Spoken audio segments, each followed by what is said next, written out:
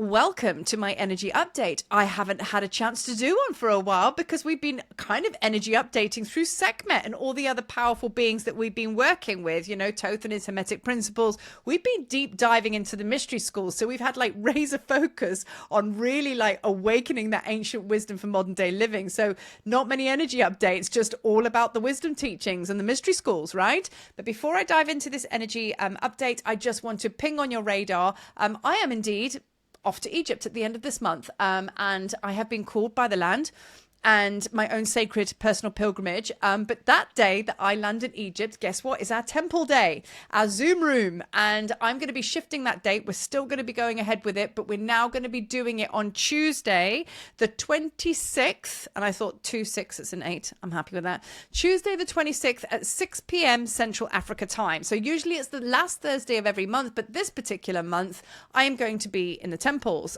So I'm going to be sharing a lot of energy and magic because I really have been called out to head office there to receive something really big, and it's all to do with the abundance codes. And I'm going to get into the Gospel of Marie to do with that in a short moment because it's going to be the same for you as well. So let's talk about the full moon, okay? Because this is an energy update of what is incoming, right? The whole month of November is just one big portal, basically, more so than most years, okay? We had the 8th of November this month, and it was so powerful, and it's all manifestation portals, all to do with the good stuff. Then we had 1111, which we know double ones is like the most highest frequency when it comes to manifesting, and we did a really powerful live, a Sekhmet live, and if you want to go and watch that, that's uploaded on the channel. So yeah, but there's so many dates in November, too much to mention. So let's just look at the whole of November being the month where the abundance codes are going to come rushing in. We still have shadow to clear through and navigate, and that's okay. But I'm going to give you kind of like a directive of where I feel that this moon is going to be taking us. So this full moon is in the full moon in Taurus. As we know, Taurus is all about stability and structure. It's kind of like a welcome stability, actually, because we've been just going through so much transformation. October, like, let's not even talk about October. Yeah, October, I didn't really see it. I was just in bed the whole time. But there was a massive, like, that was a propulsion into my new Earth timeline, into my next timeline. You've also been going through the same thing as well. So that is what this is all about, getting rid of all the old and really getting right and stepping into this new timeline, which is coming in. We are being initiated, our last initiations into that timeline. So that looks many different ways to many different people because we're at the dregs, as it were. So the lastminute.com stuff, which is all being cleared out the way, you know, crossing the T's, dotting the I's. And because it's the lastminute.com stuff, it's very different for each and every one of us as to what we're being faced with. Because I always see the vision when we move out of our house. I've said it before, you know, when you're moving house, you go, right, I'm going to clear out the office, pack it up, put it in the truck. And then when you get to the last bit of moving, you're kind of going around the house and there's like few bits and pieces here and they don't really belong anywhere because there's a golf ball and it's just like one sock and a glove and maybe a broken toy or something like that. And it's like, what do you do with this shit? Do you know what I mean? You know, and it's just like, that's what I'm talking about. It's what I call the dustpan and brush era of when you're ending the cycle, right?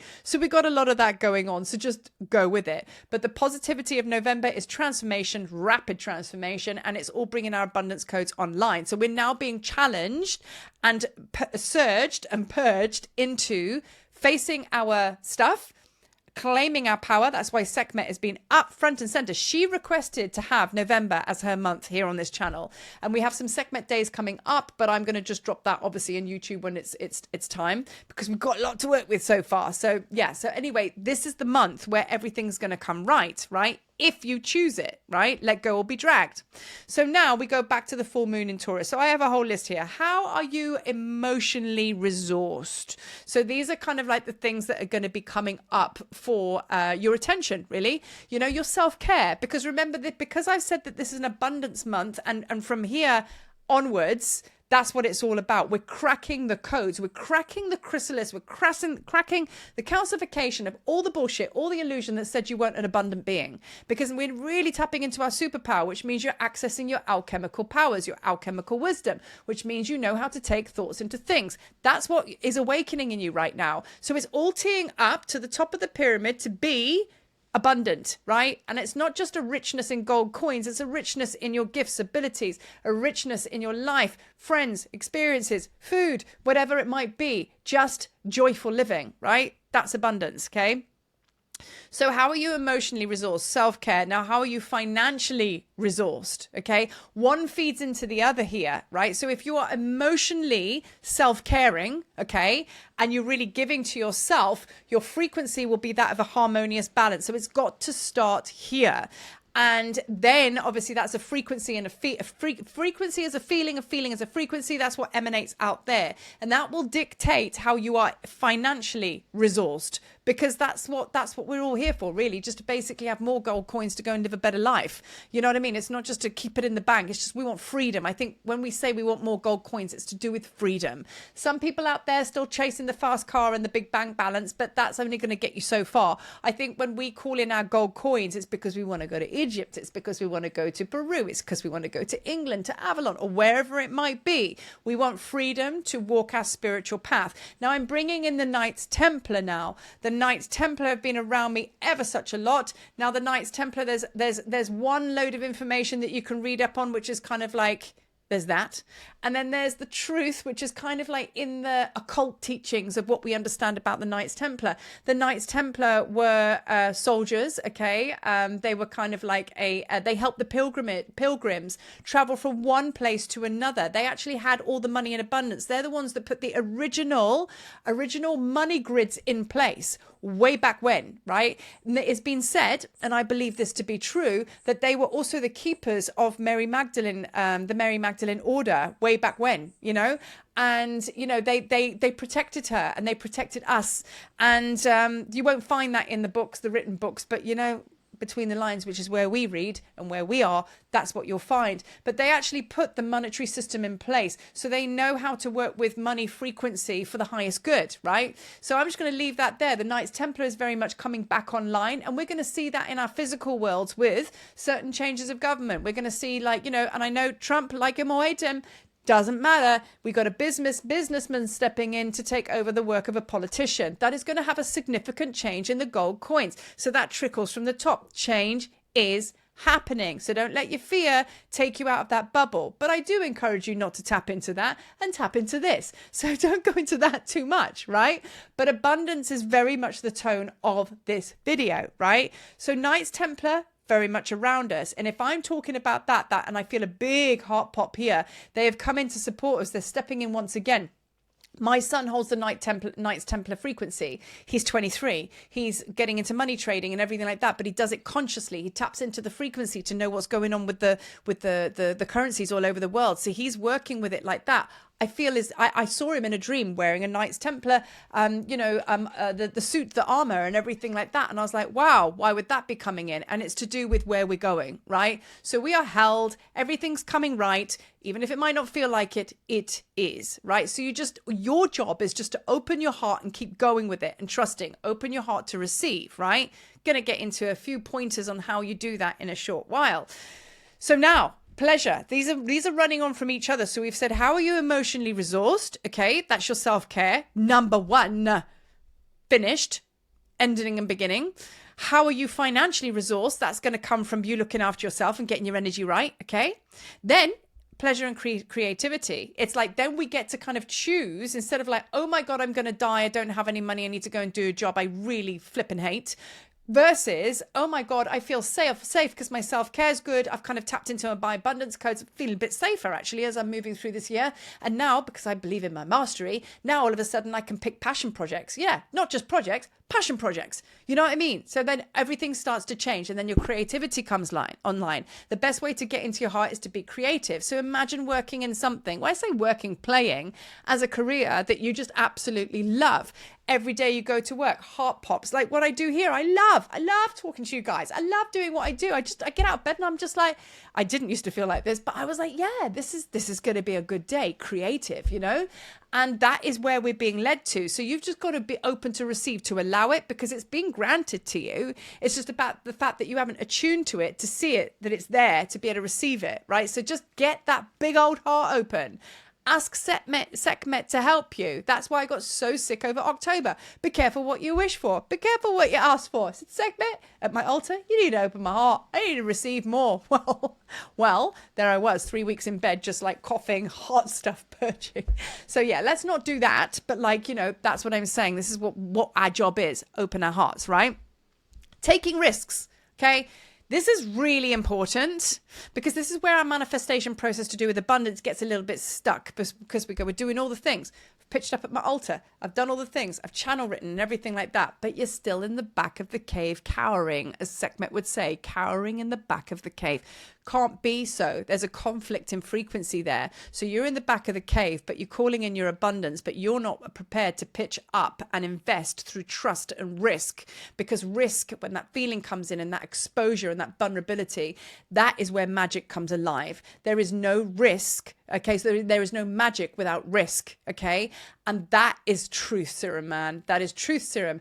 And it's scary, okay? It is scary because you're like, well, if I go out there and I'd be seen, you know what I mean? If I go out there and invest in that thing in myself, whether it's basically a course I need to do for the betterment of myself, I don't have that much in the bank, you know what I mean? So what's your other option? Sitting at the back of the cave cowering, just being in lack. You see, that's the frequency and the contribution you're putting out to the world. So one has to invest. That is what Spirit says. An investment is a trust call. You'll be seen for it, by it, by your actions.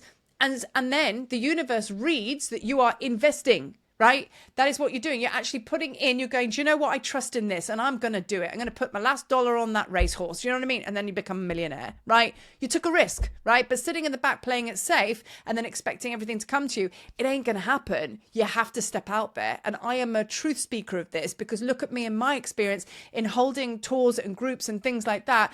I have been absolutely terrified. And now I've actually stepped into the fullness of my mastery with this.